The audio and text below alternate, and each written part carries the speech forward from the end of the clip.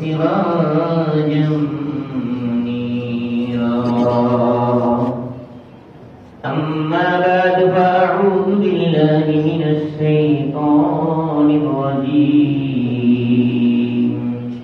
فلا صدق ولا صلى ولكن كذب وتولى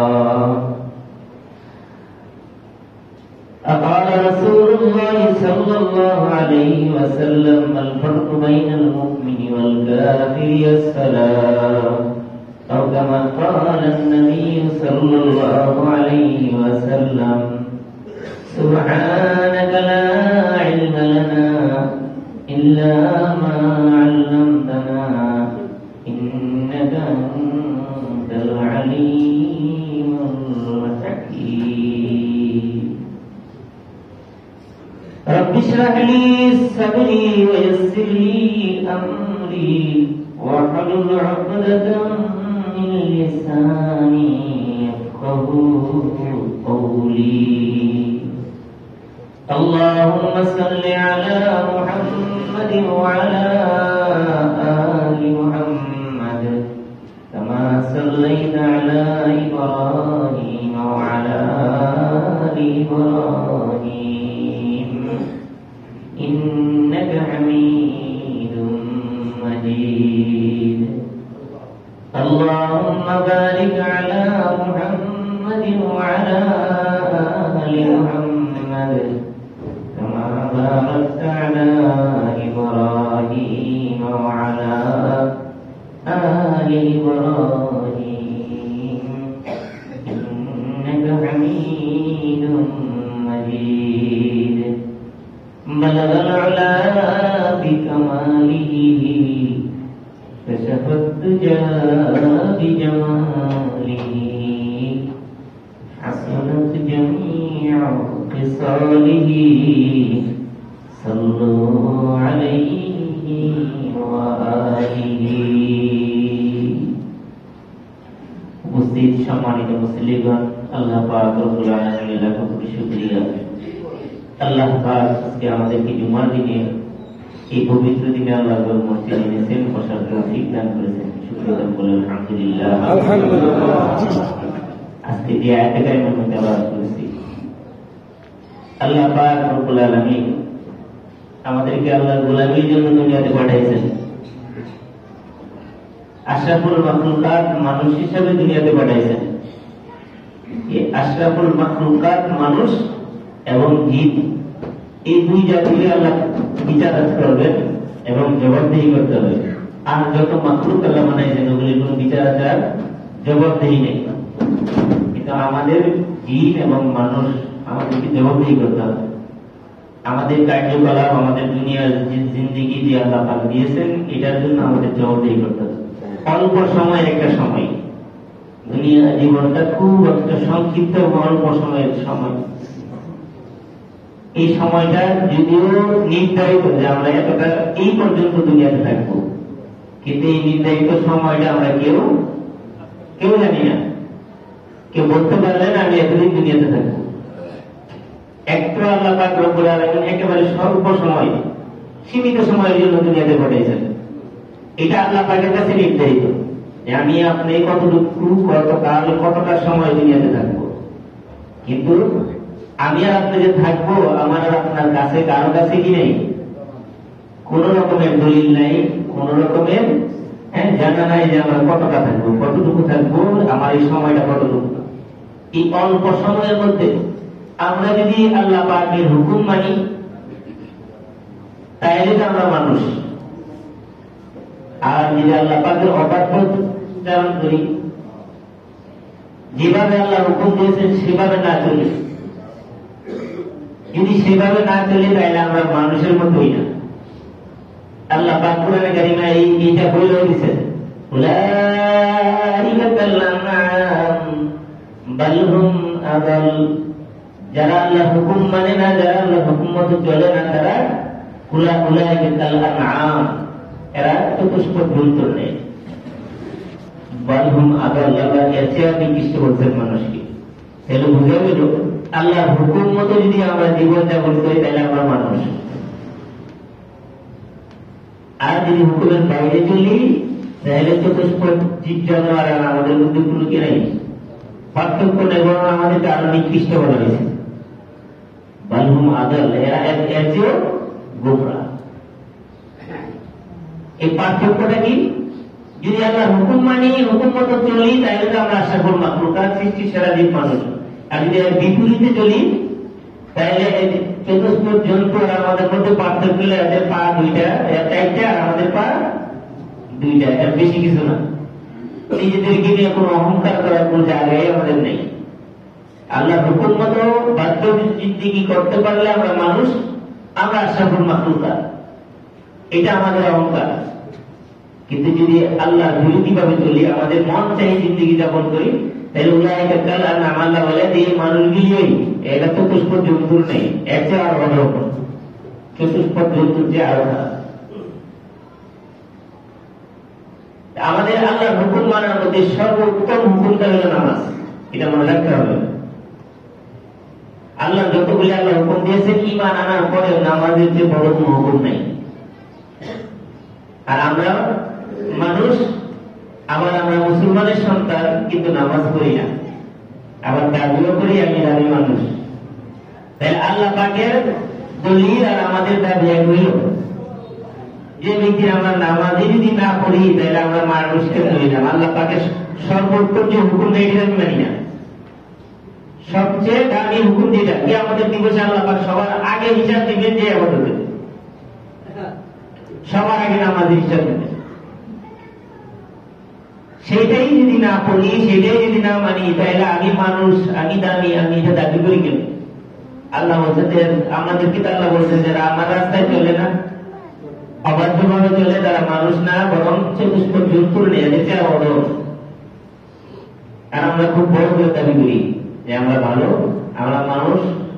আল্লাহ পাক রব্বুল আলামিন কোরআনে কারিমে বলতেছেন, এই আয়াতটাকে একটু খেয়াল করেন, ফালা সাদ্দাকা ওয়ালা সাল্লা ওয়ালাকিন কাযযাবা ওয়া তাওয়াল্লা, ফালা সাদ্দাকা ওয়ালা সাল্লা। আল্লাহ বলেন তারা বিশ্বাসই করে নাই। এই আয়াতের শুরু দিয়ে কি বলছেন, খুব ভালো করে শুনবেন, লক্ষ্য করে তাহলে বুঝতে পারবেন যে আমরা কোথায় আছি। ফালা সাদ্দাকা, আল্লাহ বলতেছেন তারা বিশ্বাসই না, তারা বিশ্বাস করে নাই। তাহলে বিশ্বাস না করলে এই আয়াতের পরের শব্দের উপর হওয়া উচিত ছিল ফালা সাদ্দাকা ওয়ালা আমানা। ওরা যেহেতু বিশ্বাস করে নাই, তারা ঈমান আনে নাই। কিন্তু আল্লাহ কি বলছেন, ফালা সাদ্দাকা ওয়ালা সাল্লা, তারা বিশ্বাসও করে নাই, তারা বিশ্বাসী না। আর এরপর একটা বলছেন ওয়ালা সাল্লা, তারা নামাজ পড়ে না। বুঝতে হবে যাদের ভিতরে নামাজ নাই, যাদের মধ্যে নামাজ নাই, তারা পুরোপুরি বিশ্বাসী না, পুরোপুরি মানওয়ালা না। এটা আল্লাহ পাক বলতেছেন ফালা সাদ্দাকা, ওরা বিশ্বাসী না। কেন? ওয়ালা সাল্লা, নামাজ পড়ে না। ওয়ালাকিন কাযযাবা ওয়া তাওয়াল্লা, তারা অস্বীকার করে। কাযযাবা মানে কি? অস্বীকার করে, ওয়া তাওয়াল্লা, এবং মুখ ফিরিয়ে নেয়। এই যে একটা আয়াতের দিকে যদি আমরা খেয়াল করি না, এই আয়াতের উপরে আমল করি না, জীবনে এক ওয়াক্ত নামাজ ছাড়তে ইচ্ছা করবো না, এক ওয়াক্ত নামাজ ছাড়তে ইচ্ছা করবো না। কারণ আল্লাহ যারা নামাজি না, তাদেরকে বলছে তারা বিশ্বাসী না। ফালা সাদ্দাকা ওয়ালা সাল্লা ওয়ালাকিন কাযযাবা ওয়া তাওয়াল্লা। আল্লাহ হাকিম বলতেছেন, আল ফারকু বাইনাল মুমিনি ওয়াল কাফির, ঈমানওয়ালা ঈমান ছাড়া, এদের দুইটার মধ্যে পার্থক্য হলো নামাজ। নামাজি ব্যক্তি ঈমানওয়ালা, নামাজহীন ব্যক্তি ঈমান ছাড়া। আল ফারকু বাইনাল মুমিনি ওয়াল কাফির, কাফের এবং মুমিনের পার্থক্য হলো নামাজ। সেটা পার্থক্য লিকুল্লি শাইইন আলামুন। আল্লাহ হাবিব ওনার একটা হাদিসে বলতেছেন, লিকুল্লি শাইইন আলামুন ওয়া আলামুল ঈমানি আস-সালাহ। প্রত্যেকটা বস্তুর জন্য একটা চিহ্ন আছে, যে এই চিহ্ন দিয়ে বোঝা যায়। যেমন মনে করেন আমাদের বাংলাদেশের জন্য একটা চিহ্ন আছে, সবুজের মাঝখানে একটা লাল। এটা এই বিশ্বের যে প্রান্তে আমরা দেখি, তো বুঝতে পারবো যে আমরা কি বাঙালি, বাংলাদেশি পতাকা। এটা একটা চিহ্ন। আমি যে মুমিন, এটা আমার কপালে লেখা আছে, আমার পোশাকে, আমার আশাকে লেখা আছে যে আমি মুমিন। তাহলে আমাকে চিনবে কিভাবে যে আমি মুমিন? বলতে পারেন যে টুপি দিল থাকলে মুভমেন্ট, পাঞ্জাবি থাকলে মুভমেন্ট, হ্যাঁ দাড়ি থাকলে মুভমেন্ট, শিখেরা তো আমাদের কাছে বড় দাড়ি থাকে, পাগড়ি আমাদের কাছে বড় পাগড়ি বাঁধতে ওরা। দাড়ি আর টুপি পাগড়ি দেখলে মুসলমান, এটা তো বলা হয় নাই। পাঞ্জাবি ইন্ডিয়ান সংস্কৃতিও পাঞ্জাবি, হিন্দুরা কি করে পাঞ্জাবি করে না, দেখছেন তো নাকি? অন্তত দেখার কথা, বর্তমান যুগটা তো ওপেন। তাহলে পাঞ্জাবি দিয়ে আমি আর আপনি মুসলমান হইল কেমনে? জুব্বা বলতে পারেন যে নর্মাল কালা পাঞ্জাবি যদি না বলুন জুব্বা বলুন, আর আরবি আপনাদের পোশাকে শুধু জুব্বা, বুঝুন তাই কথাটা? জুব্বা আরবিদের এটা আঞ্চলিক ড্রেস, এটাতে মুসলমান আর অমুসলমান পরিচিত হয় না। কারণ আরবের মধ্যে পুরো জাজিরাতুল আরবের মধ্যে মুসলমানও আছে, অন্য অন্য ধর্মাবলম্বী আছে, কিন্তু এদের জাতীয় পোশাক, এদের এলাকার পোশাক হল জুব্বা। তাহলে আমাদের টুপি দাড়ি, হ্যাঁ পোশাক, এগুলি দিয়ে আমাদের মুসলমানের পরিচয় না। আল্লাহ হাবিব যেটা ঘোষণা দিয়েছেন ওটাই মুসলমানের পরিচয়। আল্লাহ হাবিব বলতেছেন লিকুল্লি শাইইন আলামুন ওয়া আলামুল ঈমানি আস-সালাহ, প্রত্যেক বস্তুর জন্য যেমন একটা চিহ্ন থাকে যে এটা তার পরিচয়, আমাদের মুসলমানদের পরিচয় আমি ঈমানওয়ালা, যে আমি ঈমানওয়ালা, আমার ঈমানের পরিচয় আমি নামাজি। নামাজ যার আছে তার ঈমান আছে। এটা আমার ঘোষণা না আপনার ঘোষণা? কার ঘোষণা? নবী মুহাম্মদুর রাসূলুল্লাহ সাল্লাল্লাহু আলাইহি ওয়াসাল্লাম ঘোষণা দিয়েছেন যে প্রত্যেক বস্তুরই চিহ্ন থাকে যে তার ভিতরে এটা আছে। আমার আপনার, আমি যে আপনার, আমি যে মুসলমান, আমি ঈমানওয়ালা, আমার আর আপনার চিহ্নটা হলো নামাজ। লিকুল্লি শাইইন আলামুন ওয়া আলামুল ঈমানি আস-সালাহ, ঈমানের চিহ্ন হলো নামাজ। অথচ আমাদের সমাজে আমাদের অনেক এরকম মানুষ আছে, আরে আমি নামাজ পড়তে কি, হ্যাঁ আমার ঈমান অনেক মজবুত, বড় যারা নামাজি টিক্কারি করে, এই মুখে নামাজ পড়লে কি হবো, এর কথাবার্তা ঠিক না, চলাফেরা ঠিক না, হ্যাঁ আরেকজন আমি পড়ি না, এটা তো এক কথা, আবার আরেকজন পড়ে তার সমালোচনা করি, তার দুর্নীতি।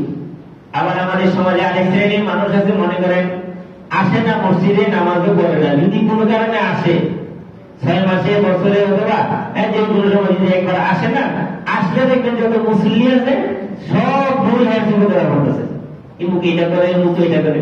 আমি এরকম অনেকের এরকম বলছি, ভাই আরেকজনই কি করে হিসাব আপনার দিতে হবে না, হ্যাঁ আপনার জবাব আপনি দিবেন কিনা, আমার জবাব আমি দিব কিনা, এটা নিয়ে আমরা ব্যস্ত থাকি। আরেকজন কি করে, আমি 6 মাসে একদিনে আসলাম, বছরে একদিন আসলাম, আরেকজনের কি ভুল করতেছে, ওই ভুল করার জন্য আমার দুনিয়াতে পাঠান নাই, আমার নিজের ভুল করার জন্য আল্লাহ পাক আমাকে দুনিয়াতে পাঠাইছেন। অতএব বুঝতে হবে, ওয়ালা সাদ্দাকা ওয়ালা সাল্লা, যাদের মধ্যে নামাজ নাই তাদের মধ্যে বিশ্বাসও নাই, এটা আল্লাহ পাকের কথা। যাদের মধ্যে নামাজ নাই তাদের মধ্যে বিশ্বাসও নাই। বুঝতে হবে নামাজ ইমানের আলামত, নামাজ ইমানের চিহ্ন, যে আমি নামাজে আমার চিহ্ন হলো যখন দেখতে পাইবে। অন্য আরেকটা আয়াতে আছে, যখন তুমি কাউকে মসজিদে আসতে যাইতে দেখো, সে মসজিদে আসে নামাজ পড়ে, এই জিনিসটা যদি তুমি দেখো তাহলে তার ইমানের ব্যাপারে তুমি কি দিতে পারো, সাক্ষী দিতে পারো। কত বড় কথা যে তুমি যদি তাকে মসজিদে যাতায়াত করতে দেখো, নামাজি, সে যদি নামাজ পড়তে দেখো, তাহলে তার ইমানের ব্যাপারে তুমি কি দিতে পারবা, সাক্ষী দিতে পারবা। নামাজি না হইলে তার ইমানের ব্যাপারে সাক্ষী দেওয়া যাবে না। অতএব নামাজ এত বড় গুরুত্ব, কালকে আমাদের ময়দানে আল্লাহ রাব্বুল আলামিন সমস্ত ইবাদতের আগে নামাজের হিসাব দিবেন। নামাজের হিসাব যদি সহজ হয়ে যায়, বাকি কি হয়ে যাবে, অটোমেটিকলি সহজ হবে। অতএব প্রথম হিসাবটা চিন্তা করতে হবে। অর্থাৎ উসমান গনি রাদিয়াল্লাহু তাআলা নবীর 2 মেয়ের জামাই, এক মেয়ে মারা যাওয়ার পরে আরেক মেয়ে বিয়ে করছেন, জিন্নুরাইন যার উপাধি, সে উসমান গনি রাদিয়াল্লাহু তাআলা যখন কবরের পাশে যাইতেন উনি বেশি করে কাঁদতেন, এমন কাঁদতেন যে ওনার গাড়িগুলি বুঝে যেত কান্নার পানি দিয়া, চোখের পানি দিয়ে। ওনার সঙ্গী সাথীরা জিজ্ঞাসা করতেন, হুজুর আপনি জান্নাত জাহান্নামের বয়ানের সময়, আলোচনার সময় তো কাঁদেন না, কিন্তু কখনো যদি কবরের পাশ দিয়ে যান এত কাঁদেন কেন, এত কাঁদেন কেন? উনি জবাব দিলেন, কবর হলে পরকালে আমার প্রথম ঘাঁটি, আমি যে পরকালে রওনা দিব, এই ঘাঁটির প্রথম ঘাঁটিটা হলে আমার কবর। এই গাড়িটা যদি আমার জন্য সহজ হয়, বাকি গাড়িগুলো অটোমেটিকলি হয়ে যাবে সহজ হয়ে যাবে। আর এখানে যদি আমি আটকা পড়ি না, তাহলে আমার পরবর্তী গিয়েও আটকা পড়ে যাইব। এই জন্য বুঝতে হবে, আমার আপনার হিসাব দেওয়ার সময় প্রথম হিসাবটা দিতে হবে কিসের? নামাজের।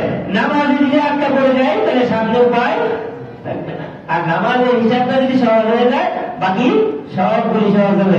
প্রথমটাকে আমার উত্তীর্ণ হতে হবে, প্রথম দিকে আমার উত্তীর্ণ হতে হবে। দুনিয়া হিসাবে দেখবেন যে কোনো চাকরি একটা ব্যাপক একটা পরীক্ষা নেয় না? ওই পরীক্ষা নেওয়ার পরে কিছু মানুষ কি করে? সিলেক্ট করে। যে পরীক্ষা নেওয়ার পরে কিছু সিলেক্টিভ হওয়ার পরে এরপরে আবার বিশেষ পরীক্ষা নেয়। এই সিলেক্ট করে আবার কি নেয়? চাইলে প্রথম পরীক্ষাটা আমার আপনার উত্তীর্ণ হতে হবে। পরবর্তী থেকে আপনার প্রথমটাই যদি আমি উত্তীর্ণ না হইতে পারি, তাহলে তো আমাকে হিসাবে নেওয়ার প্রয়োজনই নেই। এরপরে হিসাব পরীক্ষাটা জানতে 1 নম্বরে যাবে, একটা 8 নম্বরে যাবে। বুঝলেন নাই কথাটা? 1 নম্বরে 8 নম্বরে তো প্রথমে আপনার উত্তীর্ণ হতে হবে, তারপরে নেই। প্রথম হিসাবটা নামাজের হবে। নামাজের হিসাব যদি কঠিন হয়ে যায়, নামাজের হিসাবে যদি আমার উলট পালট লেগে যায়, ভেজাল লেগে যায়, তাহলে সামনের সমস্ত হিসাবগুলি ভেজাল লাগবে। এটা বুঝতে হবে যে আমি আর আপনি ইমানের পরিচয় হলো নামাজ, ইমানের পরিচয় হলো নামাজ। আরেকটা জিনিস মনে রাখবেন, ইমান শুধুমাত্র মগজের জিনিস না। ইমান শুধু মগজের জিনিস না, ইমান অন্তরের জিনিস। আমি মুখে বললাম আমি মুসলমান, আমার কার্যকলাপের মধ্যে কি নাই কোন রকমের মুসলমানিয়ত নাই, তাহলে আমি কাটি মুসলমান না, বেজার। আমার অন্তঃকরণের ভিতরে মুসলমানিয়ত থাকতে হবে, অন্তরের ভিতরে। আর এই অন্তরের ভিতরে মুসলমানিয়তটা আমার প্রকাশ পাবে আমার বাহ্যিক আমল দ্বারা, বাহ্যিক আমল দ্বারা। আর বাহ্যিক আমল না থাকলে আবার অন্তরের ভিতরে কি আছে যেটা প্রকাশ করা যাবে। ইমানও 3টা জিনিসের নাম, তাসদীক বিল জিনান, ইকরার বিল লিসান, আমল বিল আরকান। মনে রাখবেন এই যে 3টা জিনিস আমার অন্তর দিয়া বিশ্বাস করতে হবে যে আমি মুসলমান, আবার আমার এটা মুখেও স্বীকার করতে হবে। 2 নম্বর। 3 নম্বর আমল বিল আরকান, আমার আচার আচরণ, আমার কার্যকলাপ, আমার ইবাদত দিয়া প্রকাশ করতে হবে যে আমি মুসলমান। এই 3 জিনিসের নাম ঈমান। আমি যে কথাটা ছিল যে যদি নামাজি না হয় সে ঈমানওয়ালা হয় কেমনে, আবার বলে যায় এই 3 জিনিসের নাম যদি ঈমান হয়। আমি মুখে স্বীকার করলাম আমি মুসলমান, আমি অন্তরে বিশ্বাস করলাম আমি মুসলমান, কিন্তু আমার কার্যকলাপ, আমার আচার আচরণ, আমার চলাফেরা, আমার মুসলমানিয়ত নাই, তাহলে আমি পুরো মুসলমান দাবি করলাম কেমনে? ঈমান 3 জিনিসের নাম, 2টা পাওয়া গেল, আরেকটা পাওয়া গেল না। যদি পাওয়া না যায় তাহলে আমি পুরো মুসলমান কেমনে? আমি ঈমানওয়ালা কেমনে? ঈমান এই 3 জিনিসের সমন্বয় ঈমান। অন্তরে থাকতে হবে, মুখেও থাকতে হবে, আবার কাজেও থাকতে হবে। এই 3 জিনিসের সমন্বয়ের নাম হইল ঈমান। এর থেকে যদি একটা কম হয় তো ঈমান কম হয়ে যাবে। আর ঈমান কম হলে আখিরাতে পার পাওয়ার কোনো সম্ভাবনা নেই। এরপরে মনে রাখবেন, আমি নামাজ পড়বো, অন্য যে কোনো ইবাদত করবো, আমি আমার নিজের জন্যই করবো, নিজের জন্যই করবো, নিজের প্রয়োজনে করবো। আল্লাহ পাক রব্বুল আলামিন বলেন, আমি আর আপনি না, শুধু সারা পৃথিবীর মানুষ যদি একজনও সেজদা না দেয়, আল্লাহ পাকের রাজত্ব, আল্লাহ বরত্বের মধ্যে একটু বিন্দুমাত্র কমবেও না, বাড়বেও না।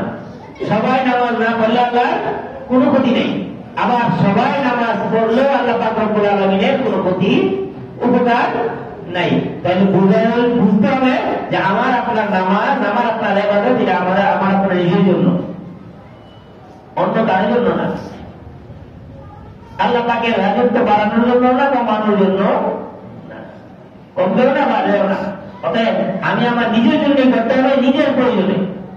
আমি যা করবো আমার নিজের প্রয়োজনে, আল্লাহ বাধ্য হবো আমার নিজের প্রয়োজনে, নামাজ পড়বো আমার নিজের প্রয়োজনে, অন্য কারোর জন্য না, অন্য কারোর জন্য না। লাভ আমার নিজের, অন্য কারো লাভ না। আমি যে ইবাদত করবো, আমি যে নামাজ পড়বো, এগুলি আমার নিজের জন্য করতে হবে। এরপরে আসেন উদ্দেশ্য কি আমার আপনার নামাজ দ্বারা উদ্দেশ্য কি? উদ্দেশ্যটা কি?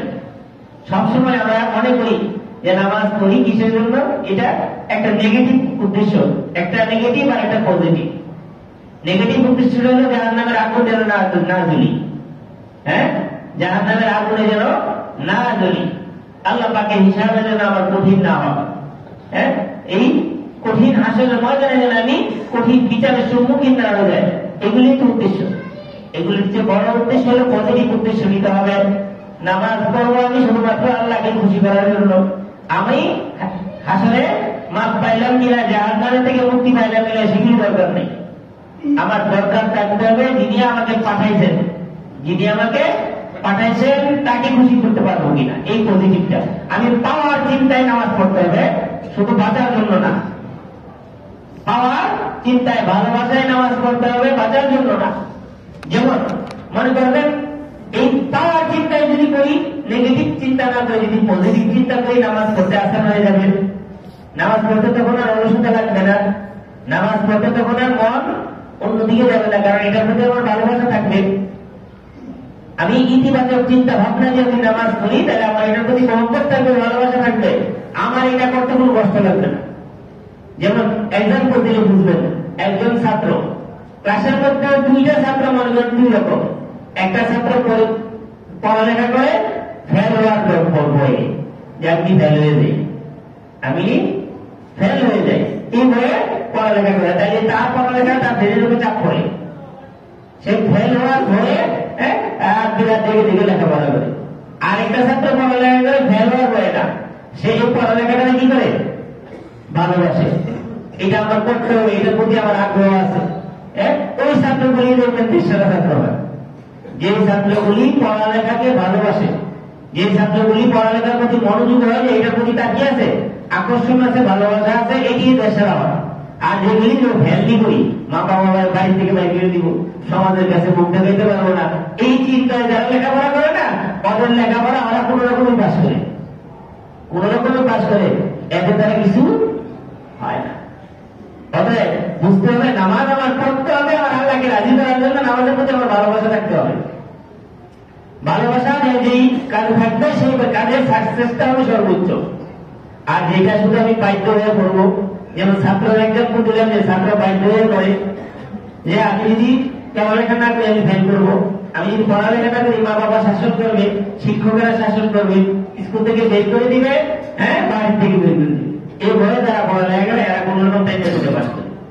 আর যারা পড়ালেখা করে, যে পড়ালেখার প্রতি তার ভালোবাসা হয়ে যায়, পড়ালেখা ছাড়া সে থাকতে পারে না, ওগুলি দেশ সেরা হয়। তেমন আবার এমন অফিসিয়াল কাজকর্মেও দেখবেন কর্মচারী দুই রকমের থাকে। এক রকমের কর্মচারী থাকে যে কোন রকম চাকরি বাঁচানোর জন্য চাকরি করে, চাকরি বাঁচানোর জন্য চাকরি করে, চাকরিতে অ্যাটেন্ড না করলে চাকরি চলে যাবে, এইভাবে চাকরি করে, চাকরিতে বেতন না পাইলে সংসার চলবে না, এইভাবে চাকরি করে।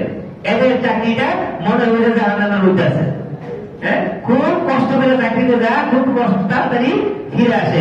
আর এইরকম কর্মচারী চাকরিকে সে কি করে না, নেগেটিভ চিন্তা নিয়ে করে না, চিন্তা করে যে আমার এটা দায়িত্ব, আমার এটা দায়িত্ব, সে তার ওই চাকরিটার প্রতি তার ভালোবাসা থাকে, চাকরিটার প্রতি তার ভালোবাসা থাকে, সে কাজে কখনো ফাঁকি দেয় না, যে এটা আমার কাজ, এটাকে আমি ভালোবাসি। এই কাজটা যে ভালোবাসা করে না, সে দেখবেন অফিসের সবার কাছে কি প্রিয়, এবং কি বসের কাছে প্রিয় থাকে, কারণ তার ওই কাজের প্রতি তার ভালোবাসা আছে। আর দ্বিতীয় রকমের আরেক কর্মচারী হলো চাকরি যাওয়ার ভয়ে, টাকা কম পাওয়ার ভয়ে চাকরি করে, এদের চাকরিটা খুব কষ্টদায়ক হয়। এই জন্য নামাজটা আমাদের এইভাবে করতে হবে, নামাজের প্রতি ভালোবাসা থাকতে হবে, নামাজের প্রতি ভালোবাসা থাকতে হবে, নামাজের প্রতি টান থাকতে হবে, তাই নামাজ পড়তে আমার আপনার বিন্দু মাত্র কষ্ট হবে না। শীতের রাত্রে উঠে উজু করতে, ঠান্ডা পানিতে উজু করতেও কষ্ট লাগবে না। আবার গরমের রাত্রে, রাত্রে বেলা ছোট্ট রাত্রে থাকে, রাত্রি থাকে, অল্প ঘুমের পরেও ঘুম থেকে উঠে ফজরের নামাজ পড়তে উঠেও কষ্ট লাগবে না। শীতের রাত দ্বিতীয় লম্বা, কিন্তু শেষ রাতে এই ঠান্ডা পানি, বরফের পানির মতো পানিতে উজু করতেও কষ্ট লাগবে না, কারণ তার প্রতি এটা কি, এটার প্রতি কি আছে, ভালোবাসা আছে, মহব্বত আছে। আর মহব্বত যদি না থাকে, শুধুমাত্র দায়িত্ব পালন করার উদ্দেশ্য থাকে, এটা কষ্ট লাগবেই। আল্লাহ পাক করেন এইটার কথা বলে দিয়েছেন, وَإِنَّهَا لَكَبِيرَةٌ إِلَّا عَلَى الْخَاشِعِينَ وَإِنَّهَا لَكَبِيرَةٌ إِلَّا عَلَى الْخَاشِعِينَ। নামাজ অত্যন্ত কঠিন ব্যাপার, নামাজ কঠিন, তবে ইল্লা আলাল খাশিঈন, যাদের ভিতরে আল্লাহর ভয় আছে, যাদের ভিতরে মনোযোগ আছে, তাদের জন্য নামাজ কোনো কষ্টের ব্যাপারই না। এটা তার ভালো লাগবে, কারণ সে ভালোবাসার জন্য এটা করতেছে, সে ভালোবাসার জন্য এটা করতেছে, এই জন্য তার এটা করার ব্যাপারে কোন রকমের কষ্ট তার করতে আসবে না।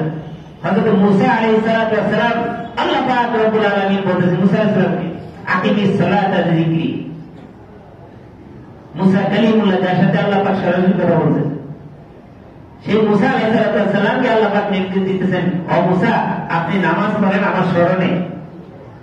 আপনি জাহান্নাম থেকে বাঁচার উদ্দেশ্যে না, আপনি কবরের আযাব থেকে বাঁচার উদ্দেশ্যে না, বরং আমি যে মাবুদ, আমি যে আপনার পূর্বাধিকার, আমার ভালোবাসায় আপনি নামাজ পড়েন। কি বলছেন আল্লাহ? নির্দেশনা কি দিচ্ছেন?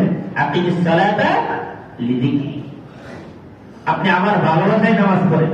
অতএব আমাদেরকে আল্লাহর ভালোবাসায় নামাজ পড়তে হবে, ইতিবাচক চিন্তাধারা নিয়ে নামাজ পড়তে হবে। শুধুমাত্র নেতিবাচক চিন্তাধারা যদি নামাজ পড়ি তো নামাজ কন্টিনিউ হবে না, আর নামাজ পড়তে কষ্ট লাগবে, ভালো লাগবে না। এক ওয়াক্ত পড়লে তো আরেক ওয়াক্ত পড়তে মনে চাইবে না, কিন্তু এটার মধ্যে যদি ভালোবাসা থাকে এক ওয়াক্ত ছাড়তে ইচ্ছা করবে না। এই দুটার মধ্যে পার্থক্য এটা।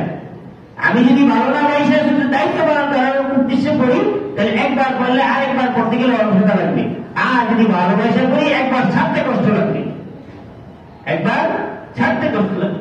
এই জন্য আল্লাহ পাক আল্লাহ নবী হযরত মুসা আলাইহিস সালামকে বলেছেন আকিমিস সালাতা লিযিকরি। ও মুসা আপনি নামাজ পড়েন আমার স্মরণে পড়েন, আমাকে খুশি করার জন্য পড়েন,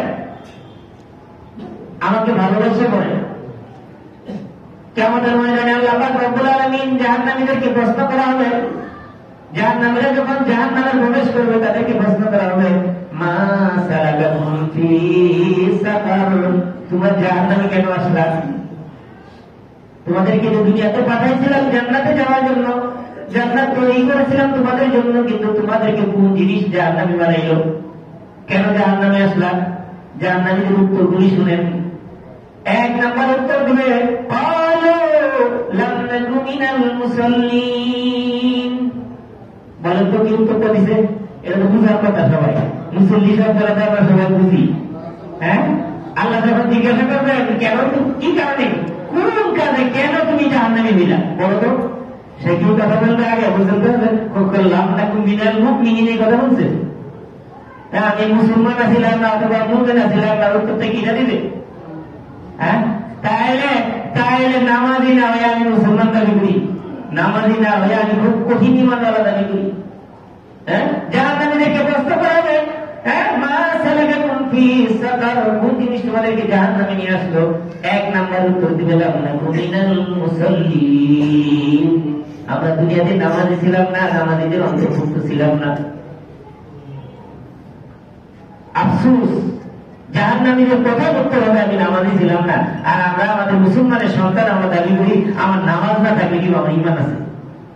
তো ওই জাহান্নামী কি বলছে যে লাম নাকু মিনাল মুমিনিন অথবা লাম নাকু মিনাল মুসলিমিন, আমি মুমিনা ছিলাম না অথবা মুসলিমা ছিলাম না, এই কথাটা বলে নেই। কি বলছে? নামাজি মানি মুমিন, নামাজি মানি মুসলিম, এই কথা বলা পরে নামাজি হইলে আর ওই দুটার উত্তর দিতে হবে না। ক্বালু লাম নাকু মিনাল মুসাল্লিন, দুই নম্বরে বলল লাম নাকু নুতিমুল মিসকিন, দরিদ্রদেরকে খাওয়াইতাম না, নামাজি ছিলাম না। দুই নম্বর কারণ আল্লাহ পাক আমাদেরকে ধন সম্পদ দিয়েছিল কিন্তু দরিদ্রদেরকে খাওয়াইতাম না, অভাবীদেরকে খাওয়া দিতাম না। وَكُنَّا نَخُوضُ مَعَ الْخَائِضِينَ, তিন নম্বর উত্তর দিবে আমরা দুষ্কৃতকারী আছে না দুনিয়াতে, ফাতনা ফাসাদ সৃষ্টিকারী, এদের সাথে সর্বদা সঙ্গী ছিলাম। বড় বড় নেতাদের কিছু কিছু ঘুরতাম, আর এরা অর্ডার দিত, সমাজে আমরা কি করতাম? যত রকম সমাচার ফাসাদ সৃষ্টি করতাম। وَكُنَّا نَخُوضُ مَعَ الْخَائِضِينَ, দুষ্কৃতকারী যারা সমাজের দুষ্কৃতকারী ওদের সঙ্গী সাথে ছিলাম। তিন নম্বর উত্তর দিবে।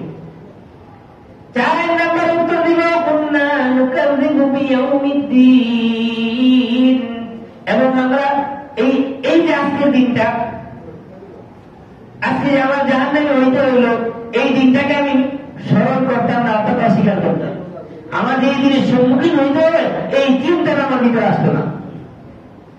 আমি সামনে যা পাইতাম, যা ভালো মনে করতাম তাই করতাম, কিন্তু আমি যে নামাজি ছিলাম না, আমি যে দরিদ্রদেরকে খাওয়াইতাম না, আমি অসত্যদের সঙ্গী ছিলাম, আর আমি এই যে আজকের দিনটা অর্থাৎ কিয়ামতের দিনটাকে আসতে যে হবে এই দিনটা আমার স্মরণ ছিল না, অস্বীকার করতাম, মনে রাখতাম না। وكنا نكذب بيوم الدين حتى أتانا اليقين। এই চারটা জিনিস যখন আমি করি নাই, এমন দিন পর্যন্ত করি নাই যখন আমার মৃত্যু এসে বসে। মৃত্যু আসার আগে আমার এগুলি মনে ছিল না। আমি যে নামাজ পড়ি নাই তখন আমার মনে ছিল না। আমি যে দরিদ্রদেরকে খাওয়াই না, নিজে শুধু পেট করে খাই, এটা আমার মনে ছিল না। আমি যে অসংখ্যদের সাথে সঙ্গে হইতেছি, ফাসাদকারীদের সঙ্গ দিতেছি, এটা আমার মনে ছিল না।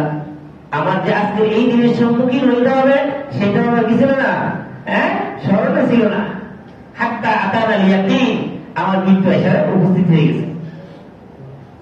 মৃত্যু আসার পরে ওগুলি মনে করার কোনো লাভ নাই, কোনো লাভ নাই।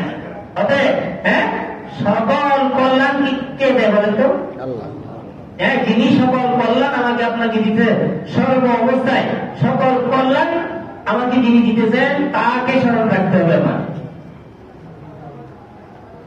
তাকে আমার স্মরণ রাখতে হবে, যিনি আমার সমস্ত কল্যাণের মালিক, যিনি আমাকে সমস্ত সর্ব অবস্থায় সকল প্রয়োজন যিনি মিটাইতেছেন, তাকে আমার স্মরণ করতে হবে।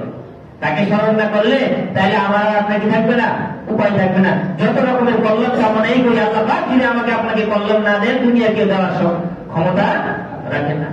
আর উনি যদি আমাকে আপনাকে অকল্যাণ দান করেন, কেউ ফিরাইতে পারবে না। তাহলে সেই মহাসত্তাকে যদি স্মরণে না রাখি, সেই মহাসত্তার স্মরণে রাখার এক নম্বর মাধ্যম নামাজ, যেটা আল্লাহ নিজেই বলছেন, আকিমিস সালাতা লিযিকরি, আমার স্মরণে নামাজ করো।